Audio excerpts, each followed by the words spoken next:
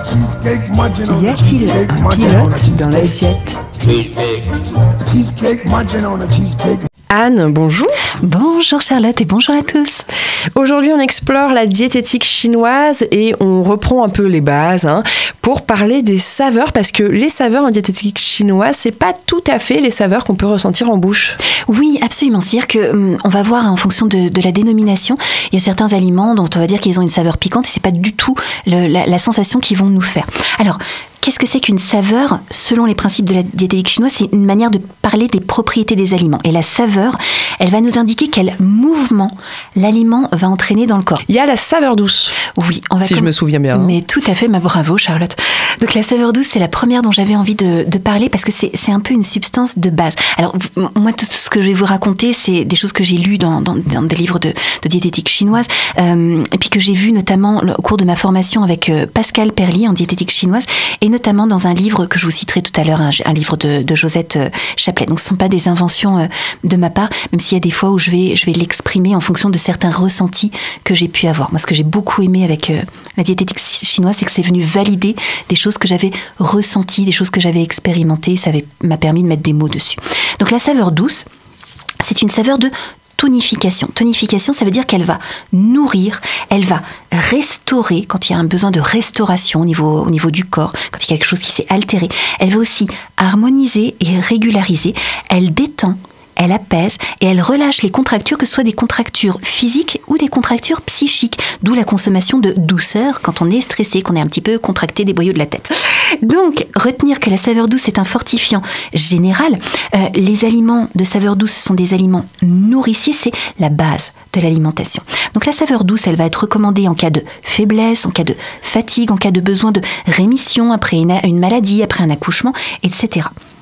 Et en fait, la toute grande majorité des aliments que nous consommons comportent cette saveur douce. C'est le cas des céréales, le riz, l'avoine, le blé, toutes les céréales, des légumineuses pour la plupart d'entre elles, de la plupart des légumes, de tous les fruits qui ont la saveur douce, en plus de la saveur acide dont on va reparler juste après. C'est le cas de très nombreuses viandes et poissons. L'œuf, l'agneau, le bœuf, le poulet sont de saveur douce, la truite, le thon, les crevettes aussi. Et puis c'est le cas de très nombreuses huiles, c'est le cas de certaines épices aussi, comme la cannelle, la badiane et le safran. Mais il faut faire attention à ne pas confondre cette saveur douce avec la saveur sucrée. C'est pas du tout la même chose. C'est pas la même chose, effectivement, et on fait vraiment une grande distinction en diététique chinoise. On dit que la saveur sucrée, bon alors là c'est mon expression, c'est du doux puissance doux. En diététique chinoise, on va dire que c'est le sucré et le poison de la saveur douce, parce que c'est une saveur excessive. Donc, elle va épuiser l'énergie de notre rate au lieu de tonifier. Alors, la rate, c'est l'organe énergétique. En Occident, on dirait plutôt que ça va épuiser le pancréas, qui va faire des pics d'insuline pour régulariser l'excès de sucre que nous apportent les aliments de saveur sucrée. Où est-ce qu'on va trouver cette saveur sucrée? Dans les produits sucrés non naturels, industriels, avec des sucres concentrés, des sirops de glucose, fructose, etc., qui vont être présents en quantité très importante, beaucoup plus importante que dans un fruit ou autre chose. Et puis, on va pouvoir trouver éventuellement cette saveur sucrée aussi dans le sucre et dans le miel, et ils vont nous faire un effet sucré si on les surconsomme ou si on les surdose. Si on les prend en petite quantité, là il va encore falloir déterminer ce qu'est une petite quantité, ça va dépendre de chacun, on va faire en fonction de ses ressentis, en fonction de ses besoins, etc. En tout cas, si on surdose par rapport à notre besoin, ça va nous faire un effet sucré, ça va nous épuiser au lieu de nous tonifier. C'est ballot!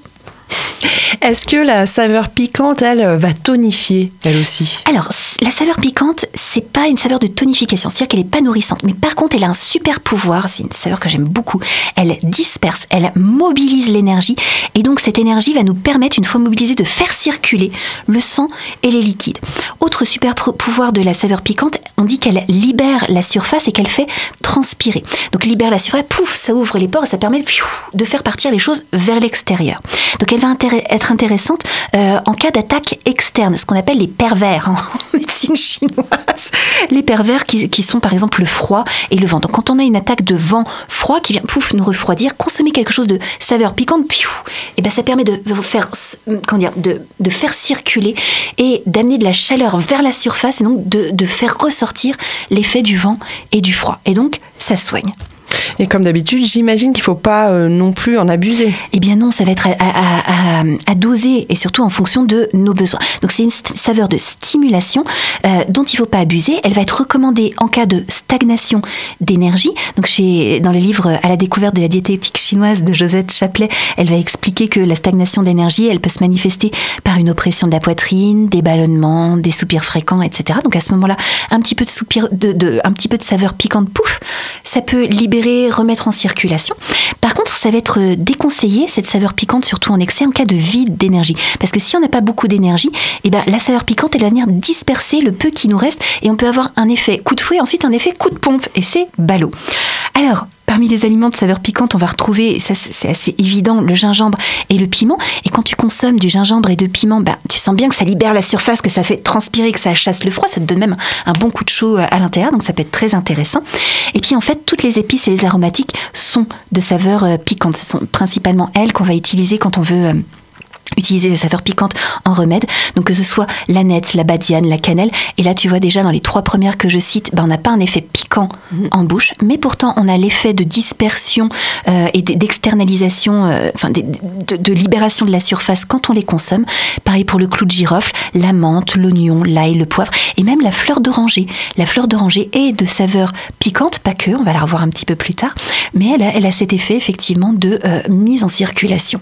Elle va être très intéressante, notamment pour les personnes qui ont ce qu'on appelle des problématiques de stagnation de qi du foie.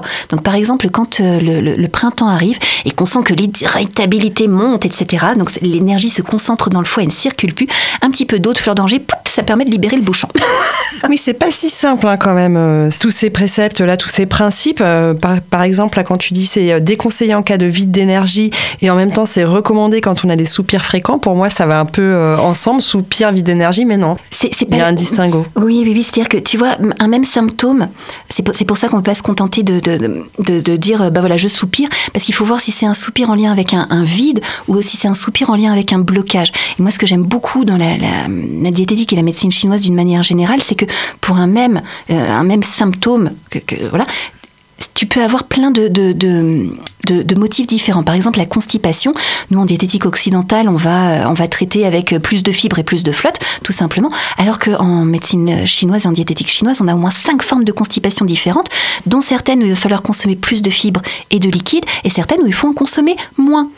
Donc voilà, donc il faut aller un petit peu plus loin que ça, effectivement. Et là, on va reparler de cette histoire d'instinct. Si on s'écoute vraiment avec finesse, on va sentir si c'est un blocage, on va sentir si c'est un vide. On peut le percevoir. Après, si c'est évidemment pas toujours facile de le faire tout seul, et c'est pour ça qu'il y a des thérapeutes, des praticiens en médecine chinoise ou autres qui sont avisés sur le sujet ou qui ont d'autres approches qui permettent d'aller plus loin que mettre les choses dans des cases un petit peu trop étriquées. Saveur douce, saveur piquante, saveur salée. La saveur salée, absolument. Alors la saveur salée, souvent on va la sentir sur la langue, là, pour le coup, même si c'est plus ou moins subtil. La saveur salée, ses propriétés, c'est de purger. Donc on va avoir une purgation, on va éliminer des liquides. Aussi, elle assouplit et elle ramollit ce qui est dur. Je mets des guillemets. L'eau salée, par exemple, pour se donner une idée, elle va être utilisée comme purgatif contre la constipation. Alors attention, là ce que je dis, c'est pas à faire sans une recommandation, sans un accompagnement médical, etc. Vous mettez pas à boire des grands verres d'eau salée parce que ça peut entraîner des effets vraiment un peu trop fort. Voilà. Donc, mais c'était pour illustrer que effectivement, on peut utiliser de l'eau salée comme purgatif avec d'infinies précautions. Donc la saveur salée, elle va être recommandée en cas de en diététique chinoise. Elle va être recommandée en cas de lipome, de nodosité, de kyste, par exemple. Mais par contre, elle va être déconseillée en cas de fragilité osseuse comme l'ostéoporose, etc. Alors, évidemment, la saveur salée, elle va être apportée par le sel, et puis essentiellement par les produits d'origine animale. Elle est peu présente dans les végétaux. Et parmi ces produits d'origine animale, surtout animaux d'origine marine. Donc là, pour le coup, on a un végétal d'origine marine, les algues apportent de la saveur salée, mais on va retrouver bien sûr le crabe, les crevettes, les huîtres, les moules. Et puis côté viande, on va avoir la saveur salée dans le canard, le pigeon, le porc notamment, et puis aussi dans les escargots. Donc quand on mange de la viande de porc, même si c'est pas une salaison, etc., on prodigue à notre corps de la saveur salée. Voilà, même si c'est pas évident en bouche et sur le palais. La saveur qui, elle, va rassembler, va contracter, va resserrer, c'est la saveur acide. Absolument. La saveur acide, du coup, elle va être recommandée en cas d'insuffisance, c'est-à-dire les cas où il va falloir rassembler, que ce soit l'énergie, le sang, etc. Donc, par exemple, quand il y a une transpiration excessive, le fait de consommer un peu de saveur acide, ça va aider à collecter, à rassembler l'humidité. Quand il y a un manque de liquide organique, suite à des diarrhées, par exemple, etc., un peu de saveur acide, pareil, ça va contribuer à retenir l'eau. Donc évidemment, si la saveur acide, elle aide à rassembler, à retenir, elle va être déconseillée en cas de rétention d'eau. Et puis en cas de tendinite notamment, parce que l'excès de saveur acide va blesser les muscles et les tendons. Donc ça concerne quoi ? Ça concerne, j'ai en tête le citron, mais c'est peut-être plus largement les fruits ? Tout à fait. La toute grande majorité des fruits ont une saveur douce et aussi une saveur acide. C'est le cas de la tomate également, c'est le cas du pourpier, et puis de certaines viandes qui vont apporter la saveur acide, comme la viande de cheval ou la viande de faisan. Et puis évidemment le vinaigre. Alors je dis évidemment parce que là, pour le coup, la saveur mouvement correspond aussi à ce qu'on va ressentir sur le palais. Est-ce que c'est pareil pour l'amertume ? Ça va être corrélé avec ce qu'on ressent sur le palais ? Alors souvent oui. La saveur amère, sa propriété, c'est d'éliminer la chaleur. Donc c'est une saveur qui est rafraîchissante. Donc elle élimine la chaleur et en plus elle assèche l'humidité. Donc c'est une saveur de purge, comme la saveur salée. Elle draine et elle favorise la duresse. Donc elle va être recommandée en médecine chinoise dans les cas qu'on appelle humidité-chaleur. Chaleur, là Josette Chaplet le précise dans son livre, c'est ce que on veut dire par cette chaleur-là, accélération du métabolisme. Quand il y a une hyperactivité organique pathologique avec un teint rouge, avec de l'agitation, de l'irritabilité, de l'inflammation, etc. À ce moment-là, l'amertume peut faire du bien. Donc ça va être le cas pour certaines hypertensions, certaines insomnies et aussi pour des troubles hépatiques. Nous, en Occident, on sait que on sait facilement associer amertume, aliment de saveur amère pour détoxifier le foie. Là, en diététique chinoise, on va retrouver un petit peu cette association, mais avec une explication différente. Du coup, elle va être déconseillée, la saveur amère, dans les cas où la saveur acide est recommandée, puisqu'elle a un effet inverse. L'acide, ça rassemble, ça retient, et l'amertume, ça purge.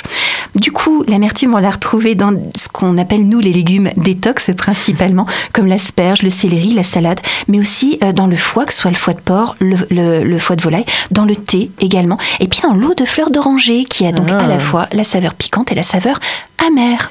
Et on a déjà parlé, il me semble, de la saveur insipide. Absolument, bonne mémoire, ça ma existe, Charlotte. Alors, mais oui, c'est bien une saveur de la médecine chinoise. Absolument, et donc elle a des propriétés médicinales. Son principal atout, c'est son effet diurétique. Donc elle va être recommandée en cas de rétention d'eau, en cas d'œdème, et donc parmi les principaux aliments de saveur insipide, on va retrouver la courge, les haricots verts et certaines variétés de champignons. Donc là, on a fait un peu la liste de toutes les saveurs qui existent en médecine chinoise, saveur douce, saveur piquante, salée, acide, amère, insipide. Mais comment est-ce qu'on gère ? Parce que c'est quand même hyper complexe tout ça. Absolument. Donc, si tu veux, on va partir de la recommandation de base. En médecine chinoise, pour une personne en santé, on va dire que la base, c'est les aliments de saveur douce. Donc, il faut avoir une majorité d'aliments de saveur douce dans son assiette ou dans son bol.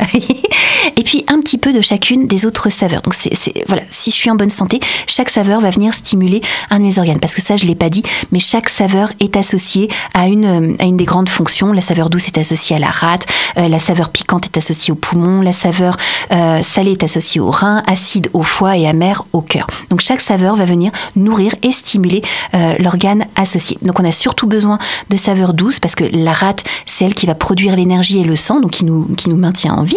Et puis, le reste, les autres saveurs qui vont stimuler les autres fonctions, toutes ces fonctions qui vont nous permettre d'avoir un bon métabolisme. Par contre, il ne faut surtout pas qu'il y ait de prise de tête. Il suffit de manger varié et d'être seulement vigilant en cas de déséquilibre de santé, sinon ça va être infernal. Donc voilà, manger de tout, sachant que la majeure partie, la toute grande majorité des aliments sont de saveur douce. Voilà, si on a tendance à être plutôt sanguin, à avoir être très échauffé, etc., peut-être on va éviter ce qui est trop piquant et qui ramène trop de chaleur, comme les épices, etc. Et puis si on a tendance au contraire à la frilosité, c'est là qu'on va pouvoir les associer. Donc en gros, retenez tout simplement ça. quand on est en santé, il n'y a pas besoin d'aller plus loin. Et si par contre, il y a quelque chose à rééquilibrer, pas hésiter à se faire conseiller. Oui, parce que là, c'est simplement une présentation de la médecine chinoise, comment est-ce que ça fonctionne, où est-ce que ça peut agir, mais évidemment que si on ressent des équilibres, que ça va pas trop, on reste accompagné par un professionnel, lui saura nous guider. On fait pas de l'automédication tout seul comme ça. Voilà, à moins d'être vraiment super connecté, etc. Et il y a des gens qui ont complètement cet instinct-là, et c'est génial, et ça existe chez chacun de nous, mais quand on est très fatigué ou un peu coupé de ses ressentis, ça peut être plus délicat. Alors, une dernière chose, et ça m'a permis d'expliquer aussi quand j'ai fait cette formation en diététique chinoise, ce que j'avais pu observer chez moi ou chez des patients, c'est que quand on a une envie compulsive pour une saveur, ça peut être l'indication d'un organe ou d'une fonction affaiblie. Plus l'organe est faible et plus il va réclamer la saveur qui lui correspond. Par exemple, la rate, et ça on a peut-être déjà eu l'occasion d'en parler, je pense. La rate qui est tonifiée par la saveur douce, quand on a une faiblesse de la rate, elle va dire « je veux du doux, du doux, du doux ». Et nous, on entend « je veux du sucre, du sucre, du sucre ». On va manger des aliments sucrés. Or, si on mange des aliments de saveur douce qui nous tonifient, des céréales, des légumes, des fruits, des viandes, etc., qui nous renforcent, ça va effectivement tonifier la rate. Mais si on mange des aliments sucrés ou trop sucrés, effectivement, là, au contraire, ça va nous affaiblir. Donc, c'est très intéressant de voir aussi par quelle saveur la personne est attirée, que ce soit la saveur acide, la saveur piquante, etc. Parce que ça va permettre aussi d'identifier assez simplement chez la personne quelle fonction appelle de l'attention. Et oui, c'est l'introspection qui est intéressante dans ces méthodes, s'écouter, revenir aux fondamentaux, en fait, à l'écoute de son corps. C'est ce que tu nous répètes à chaque chronique. Ça va finir par rentrer, Anne. Oh, j'y compte bien, je vous le souhaite de tout cœur. Et puis, la semaine prochaine, tu vas peut-être nous rassurer aussi quand on monte sur la balance là et que d'un coup, paf, on se rend compte qu'on a pris 2 kilos parce qu'on a passé un week-end de fête. Peut-être que tu pourras nous rassurer et que c'est pas tant une tragédie que ça. Oui, on va essayer en tout cas. On va prendre un grand recul par rapport à ça. Oui, ça c'est chouette, c'est formidable. Merci beaucoup, Anne. Et donc je te dis à la semaine prochaine. Avec bonheur, et passez une toute belle semaine.